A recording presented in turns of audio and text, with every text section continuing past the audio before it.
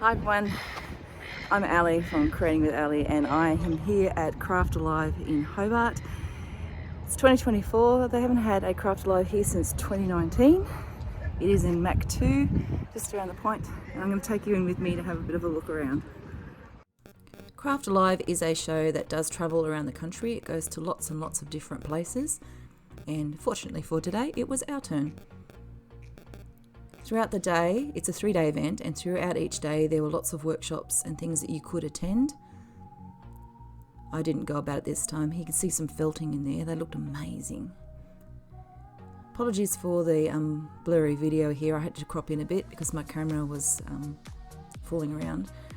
But there's plenty of sewing and embroidery and knitting and quilting stalls all through. This was the really only booth that had a lot of the old traditional scrapbooking supplies, I guess, that you would use, like inks and the liquid pearls, stamps and die cuts, that kind of thing. So I spent a bit of time here, and then I did end up coming back here toward the end of my session at Craft Alive to grab a couple of extra things.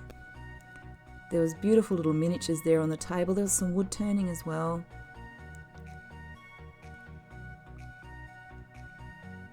And it was pretty quiet. I came here pretty early in the morning when it first opened, so it's probably only about 10 o'clock here at this stage, and by the time I'd left, I was in there for probably a bit over an hour. It was starting to get quite busy, so I did pick the right time to go in. So the stalls took up most of the space here. This is the actual Hobart cruise terminal. This is where people actually come in and do when they come in on a cruise, so they use that spot. So here on the left is the Stamping Up booth, and the one that I'm looking through here is the Close to My Heart. They had some specials in there around stamps and sort of paper packs and sticker packs and so on. So I'm just flicking through the stamps. These were all $5 each, which was really reasonable for the types of stamps that they were. I do have a lot of stamps, so I was really limiting myself here and thinking, do I actually need these? I mean, I love that one, but I did end up putting it back and just kept fishing through to find something that I knew that I'd get multiple use out of. Quilting is big in this event, and there were lots of people who submitted quilts for the prize, and there was also one for raffle. The quilts are amazing. I could have spent so much more time in here. The artistic quilting category was incredible. So these quilts that you see here now were just made out of, colourful fabrics to create a scene. They looked absolutely amazing. And then when you get into the bigger quilts, that was even more incredible. You can see some at the back there. So as you walk into this section of the Craft Alive, they do give you a little piece of paper and you write down your favourite one. Now, that might seem like an easy task. It is no way an easy task, I can tell you that now. So I went for a wander through, checking out lots, and I did stumble across one that really, really caught my eye.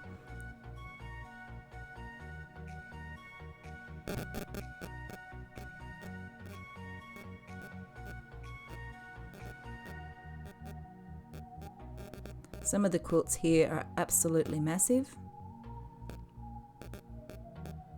and it would be really interesting to hear from the people about how much time it actually took them to put these together. This one here you see on the left, right here in the middle, this was the one that I felt was the favourite one. And I'll give you a little bit of a close-up in a moment about what that one looked like. I mean, there were so many to choose. But this one was, what was it called? Memories of Japan. And each little section had like all these little Japanese trees and dolls and some sushis. It was just incredible. Absolutely incredible. I also like the really, really bright ones. But like I said, how can you choose? I also like this one too. This one was called Sea Glass, and there were little sections that had been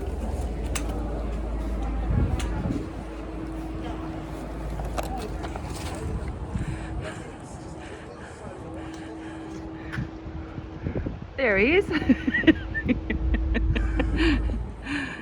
I'm home from the craft fair and I'm just going to share what I picked up when I was there.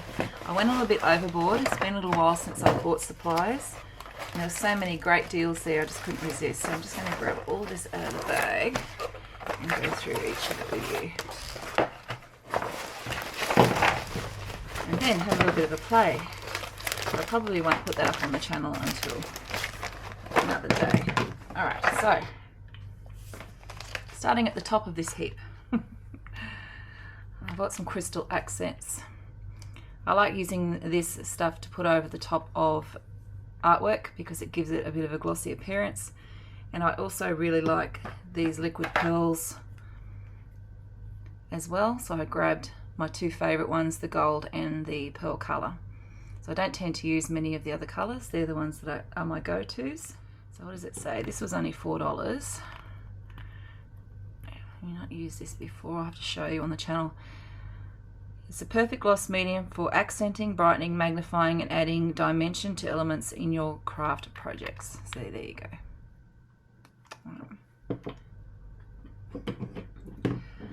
I got a couple of mini funnels.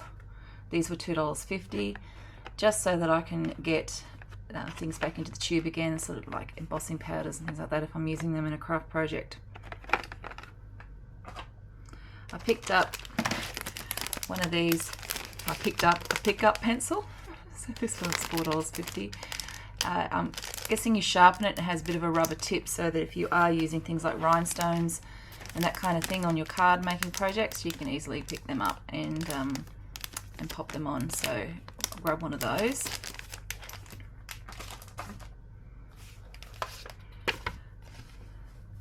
So this is one of the places where I got some equipment from, and they're called Eclectic Images, Art Stamps, Paper and Accessories. So I grabbed one of the cards so that I can have a look at them online.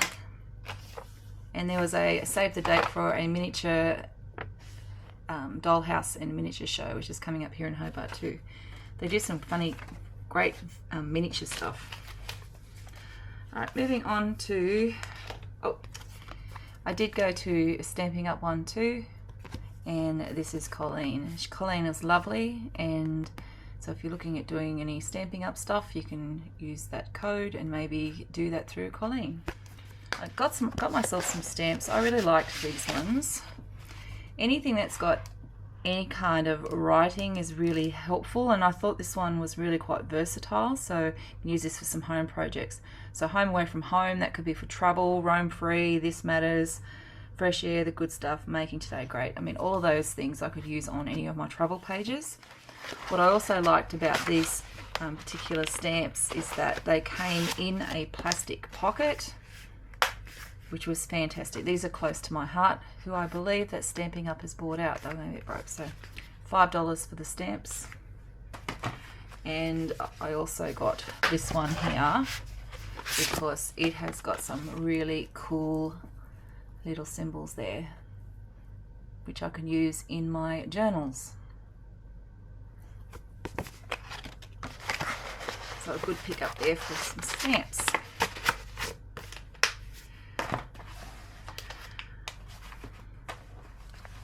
I did get another water brush. I got a fine one. I have a broad one at the moment. So I picked up this one here because I wanted something that had a little bit more of a fine tip to use. You can see that fine tip there for more smaller projects. These are great. You just undo these, fill them with a bit of water in the well, and away you go. And if you're wanting to clean it off as you're using it with any watercolors, you just use a bit of paper towel or something to wipe them off, and Bob's your uncle. So they're an aqua wash brush, and I purchased the aqua wash brush and some of these Sumi colors. So these Sumi colors I believe have sold out on that website, and even though you open them up, because these are part of the Gansai Tambi, I hope I'm saying that right, the watercolors. So these are the panned watercolours. You may have seen these in the art shop if you purchase those kinds of things. So this is Sumi Brown, we've got Sumi Violet, blue, green, yellow and red. And you can mix these with your other colours and also any of the metallics and get a little bit of a wash there. So I'll have a bit of a play with those a little bit later on the channel.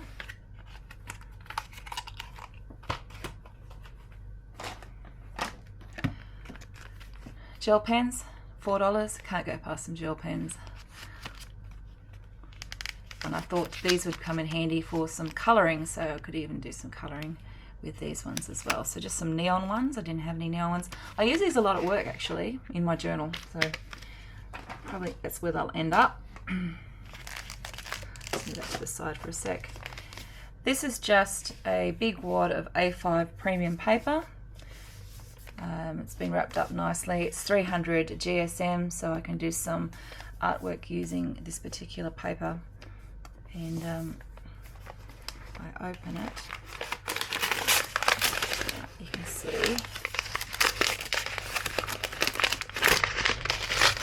these are lovely bits of paper.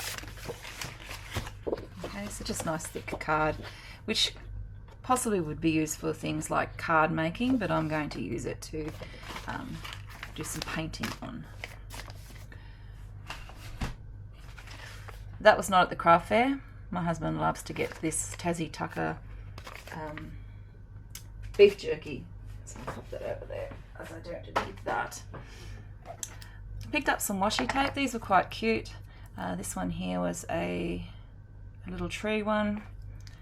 I like this one with the bees. And I picked up this little set here, which was the beach ones. And I usually use these just to pop around the artwork. I know there's lots of different ways that you can use washi tape, and I do have an idea for how to use some of that in artwork, which I will experiment with first before I share it with you. I got myself a distressed brayer, and the reason why I got this is because I've also purchased one of these, which is a jelly printing plate. I've been watching lots of YouTube, which is probably never a good idea because then you want to try everything out. But so this is just a big thick blob of sort of jelly material, and what you can do is you pop a bit of paint over that. You can do lots of things like adding stencils or found objects in the garden, that kind of thing, and then you put your paper on and you peel it off and you end up with a print. So it's like a printing plate. So you can apply paint or ink with a brayer or a brush, and then you can, put lots of tools. You can put stamps on there and make prints. So yeah, a lot of fun is going to be had trying this out. And I've needed the brayer so you can get a nice smooth top on that. So that was the most expensive purchase that I made yesterday, and what I actually went to the craft fair to get, to be honest. I didn't even know that they were going to have one, but to get one anyway. I picked up a mini catalogue from Stampin' Up! That came with the Stampin' Up! Products that I bought, plus their catalogue. If you go back to some of my older videos, you may notice some Stampin' Up! Stuff in there. I'm not a Stampin' Up! Demonstrator anymore. I found it very limiting when I was trying to do some craft stuff online using their products, and they're very exclusive. What I have noticed though in their annual catalogue is really interesting, because they, the way that they set out their products and the way that they are now putting those products together is really quite different to what they had done in the past. So it's been a long time since I had a catalogue. So it's I think they're trying to catch up with the times now, but the times were always one step ahead of Stampin' Up!, which was the problem, and why I always used to use newer type products. Because a lot of this stuff, they're good quality. I love the Stampin' Up! Stuff, but it is expensive, and they don't have a stock of all the different things that you want to use, especially if you want to do mixed media art. So I'm not bagging out Stampin' Up! At all. I am just saying that, I moved on from Stampin' Up! Stuff, and they didn't quite move with me, so I needed to keep going. I did get the Rustic Countdown kit from that store with Colleen. And these kits are really cool. They come with everything you need. This is a bit of an advent calendar. I'm a bit lazy. I didn't want to try and make all the pieces myself, so I just decided that I would collect this kit. and you can see that you can make all the different components for the Christmas advent calendar in this kit. And the cool thing about their kits now are that with the instructions, which I'm hoping are in here in a second. Let's see if we've got the instructions in here.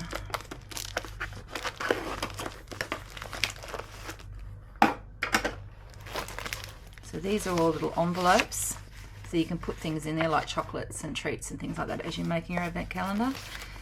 But the instructions themselves, are they in there? Maybe it doesn't have any. Oh, I'm missing something. No, maybe this is it. Oh, this is it. Okay, so with the instructions, it has got all the steps, but the really cool thing with these is that there are QR codes now, so you can have a look online and see how things get put together as well. So if you're really still not sure when you've got the kit what to do, there are some instructions there. So I look forward to putting this particular kit together. It might even be something that I can do with the grandkids and have it up for Christmas. So that was the Stamping Up Rustic Christmas set. So that is my big haul of materials that I got from the craft fair, Craft Alive, here in Hobart over the weekend. It is the first time that we've actually had a craft fair here since 2019. So it's actually really great to be able to go in. Unfortunately for paper craft and paper arts, there were only the 2 or 3 stalls. So there was Stampin' Up, there was Close to My Heart, and then there was this other stall that I showed the card for, which was the Eclectic, where is it now? Eclectic Images. So these guys were the only real paper craft, art, stamps, paper and accessories place that was there. Perhaps with the success of this fair they might have more people that come over, but it's really difficult here in Hobart because they have to have the freight. And would you believe that we no longer have any physical scrapbooking places here in the city anymore? So there is nowhere that you can actually physically go to purchase products. The only place is up at Sprayton, up at near Devonport, and that is Bev's Cross Crafts, I think. It's up there. So if I ever go up with Jeff when he's at work and go for the drive, if I'm on my school holidays, then I can pop in there and grab some stuff. But it's just nice to be able to go and check out things at the craft fair. So I have lots and lots to muck around with and play with here. So as I'm dabbling in all of my KDP adventures, I will be putting up some videos on the side of this, whether through shorts or on the TikTok, on my TikTok, so Creating with Ali on TikTok. So if you're interested, you can go over there and you can follow me over there and see what I get up to with some of these materials. But I'd like to thank you for sticking around and at least watching this vlog. And this afternoon I'm about to create a video on KDP and looking for a book to create. So I'm looking to do another journal. So stick around, make sure you like and subscribe, and you'll see more on the channel around that and how I'm creating those books. Thanks for sticking around and watching my craft haul. My aim here is now to use all this stuff and not have it sitting in a cupboard. If you were like that, make sure you tell me in the comments so that I don't feel like I'm alone, because sometimes when I purchase things, they do end up in the cupboard and I don't get to use them very often. But I'm really wanting not to do that with this stuff. I'm going to end the video there. Thanks again for watching, and I'll see you in the next one. Bye.